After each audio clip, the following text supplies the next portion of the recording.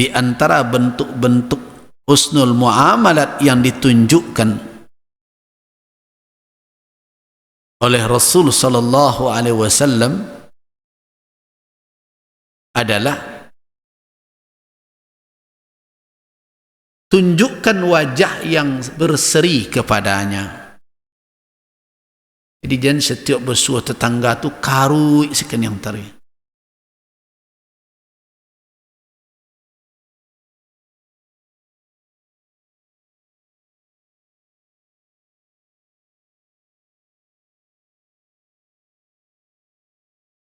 Jadi ada suatu hadis yang diriwayatkan dari Abi Dzar Al-Ghifari radhiyallahu anhu.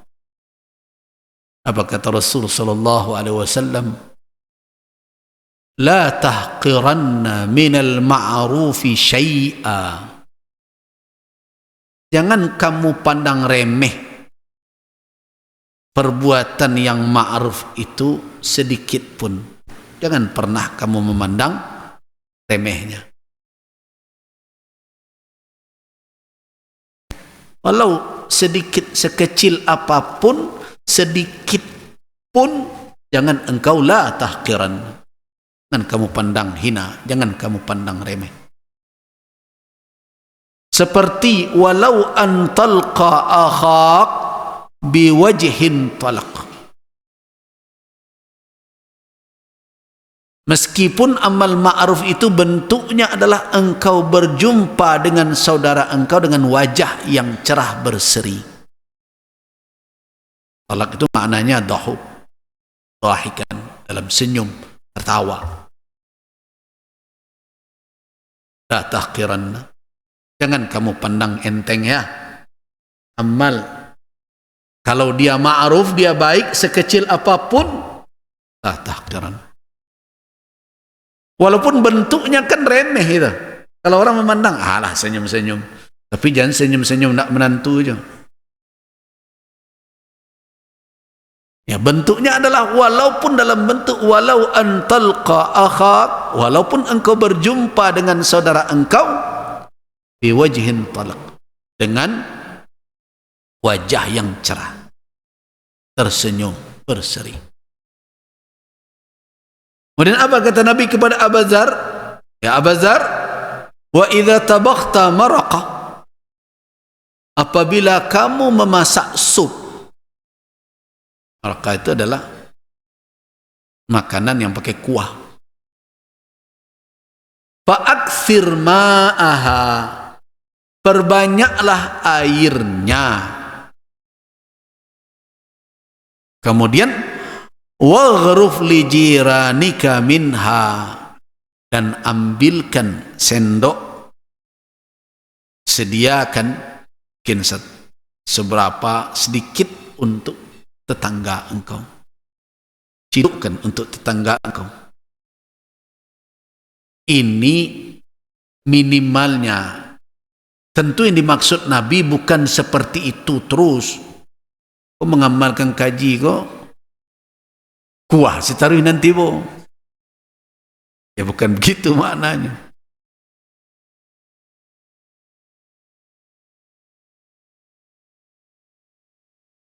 Ini maknanya dalam kadar minim sekalipun tetaplah berbuat ma'ruf dan jangan dipandang enteng.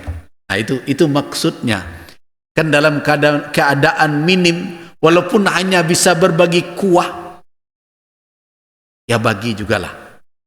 Nah ini juga peringatan kepada yang menerima. Kalau orang ingin berbuat baik dengan sekecil apapun selama itu kebaikan, jangan dipandang enteng. Kuah rasanya. Jadi ini dua sisi sebenarnya hadis ini. Mendidik orang yang memberi dan mendidik pula orang yang menerima. Walaupun kuah dan daging orang, jangan mau pek loh. Tetangga apa kuah sebab dagingnya. Nah. Ini menunjukkan apa? Dalam keadaan minim sekalipun yang ma'ruf tetap lakukan. Jangan kamu pandang enteng. Walaupun yang ma'ruf itu kadarnya minim. Nah, tentu kita memahami yang tersirat di balik hadis Nabi itu tentu bukan berarti wak magi kuah setiap hari. Taman buat sup tiap sebentar tu kuah saya nanti bawa ke sebelah, tidak. Intinya tetaplah berbagi. Nah, itu adalah di antara bentuk husnul muamalah. Bagaimana berbuat baik. Jadi karena itu perilaku kita terhadap tetangga kita itu harus tetap dalam keadaan yang ma'ruf dan hasan, baik. Tetangga kita tentu tidak satu. Bahkan syariat masuk kepada tafasil, kepada rincian. Begitu sempurnanya ajaran agama kita. Kalau banyak kiri kanan, tu mana nak kawa agian tak banyak doh. Kalau dibagi kuasa tu habis kuahnya kok. Nah. Kalau kuah dia banyak tu air putih saya terasa. Sudahlah. Terus tidak mampu kita semua tetangga, yang mana yang akan kita dahulukan? Sampai ke situ syariat memberikan petunjuk. Jadi ketika kita mengkaji tuntunan syariat di dalam kehidupan sosial, kita yakin betul ini syariat tuntunan dari Allah Subhanahu wa taala. Mana ada tuntunan yang sampai sedetail itu? Makanya ketika Ummul Mukminin Aisyah radhiyallahu anha bertanya, "Ya Rasulullah, inna li jarain." Saya punya dua orang tetangga. Fa ila ayyihima uhdi. Kalau saya berhadiah kalau tidak bisa keduanya saya berhadiah, kepada siapa saya harus berhadiah lebih dahulu? Mana yang saya dahulukan? Apa jawaban Nabi? Aqrabuhuma min kibaba. Yang paling dekat pintunya dengan engkau. Sampai ke nampak yang dekat pintunya mah. Samo dekat dan madok ke pintu wak ma. Kenapa itu? Nah, perhatikan. Bagaimana Islam menjaga perasaan. Sebab nam pintunya dekat kawak tu nampak dia nyawak bolak balik masuk menentiang durian. Itu ya. Mambo goreng ayam tampak. Kalau yang tak maduk, yang tak dakik itu tak terlalu tampak. Nah, berbuat ihsan itu kepada orang yang lebih harap dan membutuhkan kan lebih baik, karena hajatnya lebih tinggi. Itu makanya kenapa di dalam ketentuan zakat, zakat itu tidak dibawa keluar dari tempat tumbuhnya. Kecuali kalau ada dua alasan, kan begitu? Yang pertama alasan kekerabatan, yang kedua adalah karena kerabatan yang hajatnya lebih, yang kedua karena apa? Karena surplus sudah berlebih di daerah itu. Kalau tidak, maka fuqara wal masakin, orang fakir dan miskin yang ada di tempat tumbuhnya harta, lebih berhak mendapatkan zakat. Kenapa? Karena tamak, ya, karena hirs, karena harapan mereka harta yang tumbuh itu lebih besar dibandingkan dengan fuqara dan masakin yang jauh. Banang ko inyo na labiaro karena inyo pecamin petang pagi. Lihat padi dari mulai ditanam inyo camin dia di mulai bertanam ibu tuan. Inyo tak punya sawah tu. Ini susah. Tabi padi. Tabik padi rencak, tabik padinya. Mengunyang bek buah padi ibu kayo.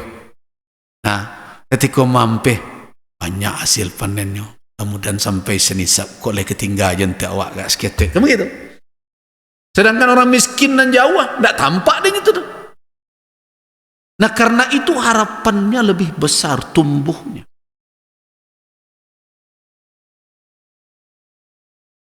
Itu makanya ada perantau pernah bertanya kepada saya, "Ya kami kirim sadonyo zakat ke kampung." Jangan. Kirim dalam bentuk hajat karib kerabat, kebutuhan. Dan Bagikan zakat itu di mana kita berada. Karena apa? Fuqara dan masakin yang ada di tempat itu lebih besar pengharapannya. Kenapa? Karena dia melihat rumah. Begitu juga dengan tetangga. Tetangga yang pintunya lebih laki, tentu sering dia melihat, tahu dia keadaan kita. Lebih mudah dia untuk mengetahui bagaimana keadaan kita. Ini nampak. Karena itu, maka Nabi memberikan petunjuk kepada siapa saya kalau akan berhadiah ya Rasulullah, kalau saya punya 2 jar, 2 tetangga, kata Nabi, aqrabuhuma min kibaba, yang paling dekat ke engkau pintunya.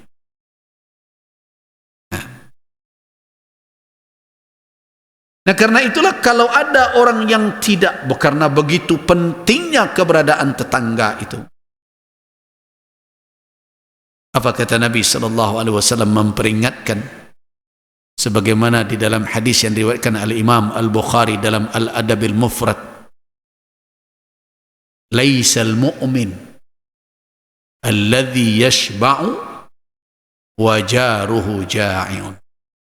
Kata Nabi, tidaklah seorang yang beriman yang dalam keadaan kekenyangan sedangkan tetangganya kelaparan. Dalam riwayat lain, tidaklah patut seorang mukmin dalam keadaan perutnya kenyang, bitanan wa jaruhu ja'i'un. Jadi itu dia bermalam karena kekenyangan lama laloknya, sedangkan tetangganya parah. Jadi kalau kita berbicara bagaimana membentuk suatu masyarakat yang peduli dengan kehidupan lingkungan dan sosial, Islam semenjak risalah dibawa oleh Rasulullah SAW telah memberikan petunjuk ini. Jadi nang kurang dari agama wa. Nang kurang adalah amalan nawa. Implementasinya. Nah, kalau kita bisa menjalankan hal yang demikian, maka kita akan mendapat buah dari amal tersebut. Tak usah diminta, nyotibo saja tu. Kalau kita tunaikan haknya dan masing-masing tetangga tahu dengan kewajiban mereka. Kalau setiap tetangga itulah tahu juga kewajibannya. Kira-kira perlu tak kita menuntut lagi anak yang didapat dari tetangga awak? Tidak, dia akan terus secara otomatis akan menerima buah dari husnul jiwar. Awak tidak akan lo diganggu oleh tetangga awak. Kenapa? Karena dia tahu dia punya tugas pula kaful adha, menahan diri dari mengganggu tetangganya. Husnul muamalah wa tahammul. Nya sabar pula, telompek awak sekali, telonsong awak, tak langsung senyum ajak awak berlawan. Karena dia sadar tidak ada manusia yang sempurna. Nah begitu. Jadi kalau diperbaikilah setiap rumah tangga tahu dengan hakul jiwar, hak bertetangga, maka situasi di dalam komunitas itu akan rukun dan damai. Gotong royong nawak sabuk-sabuk tadi itu akan tumbuh dengan sendiri. Kenapa? Karena saling menolong, saling membantu itu bahagian dari husnul jiwa. Bahagian dari bertetangga yang baik. Ini bukan hanya sekedar gotong royong. Jadi kalau kita kembali ke konsep Islam, gotong royong itu hanya bahagian dari husnul jiwa. Jadi lebih mendalam, lebih luas, lebih komprehensif ajaran Islam. Orang kan kadang-kadang mengatakan, kagum awak di negara awak, kau semangat gotong royong. Semangat gotong royong itu di dalam Islam sebagian. Kenapa? Terus sebagian lain nama hidup bergotong royong, tapi dalam perkara serupa itu, tapi tidak bergotong royong pula mencegah dari kemungkaran. Nah, husnul jiwar itu saling tolong menolong di dalam perkara yang birrun, yang baik. Ta'awanu 'alal birri wat taqwa wa la ta'awanu 'alal ismi wal udwan. Jadi konsep gotong royong di dalam Islam itu gotong royong di atas nan baik dan ketakwaan, gotong royong pula dalam hal apa? Mencegah dari. Jadi lengkap. Jadi tidak usah disanding-sandingkan, dibanding-bandingkan konsep kita, karena syariat itu sempurna adanya.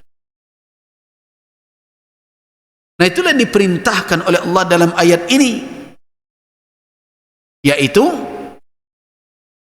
wal jari dzil qurba. Wal jari dzil qurba maknanya ay dzil qarabah, artinya yang memiliki kekerabatan. Wal jaril junubi,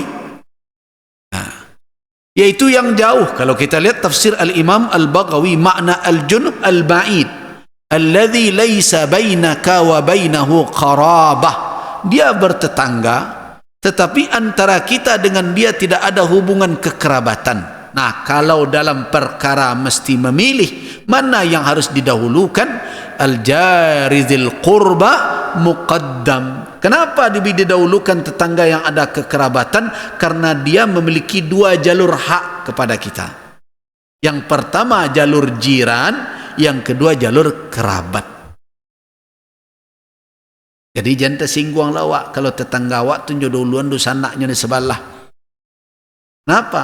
Karena ada dua hak pada dia, hak tetangga dan hak kerabat. Jadi awak tahu diri loh, kau ndak sanak dosa anaknya saja. Nyonan ndak di dahuluan dosa anak tu kalau hak orang umum, tu nepotisme namanya tu. Tapi kalau dia mau berberi, berlebih rezekinya, nyoduluan dosa anaknya, jangan singgung lo awak. Kenapa? Karena itu perintah Rasul. Ketika seseorang datang, ya Rasulullah, saya punya harta, fa fi man unfik, siapa engkau mau nafkahi dahulu ke Nabi diri engkau. Lebih ya Rasulullah, tu alai keluarga engkau. Ayat lebih ya Rasul, alai kerabat engkau. Nah, begitulah tingkat bertingkat. Jadi kalau piti nyonya dahuluan dosa naknya daripada awak, tak usah awak tersinggung. Kenapa? Apalagi kalau sama bertetangga. Rumah badakian kesinan lo dulu, tentu iyo tu di dahuluannya tu di samping tetangganya boh, kerabatnya. Ada dua hak yang menyangkut dengan dia. Nah, itu dari ayat ini sebagian ulama menyimpulkan begitu. Apabila, tapi kalau mampu untuk menjangkau keseluruhannya, tentu menyebarkan kebaikan lebih banyak, itu tentu akan lebih baik. Allahu a'lam.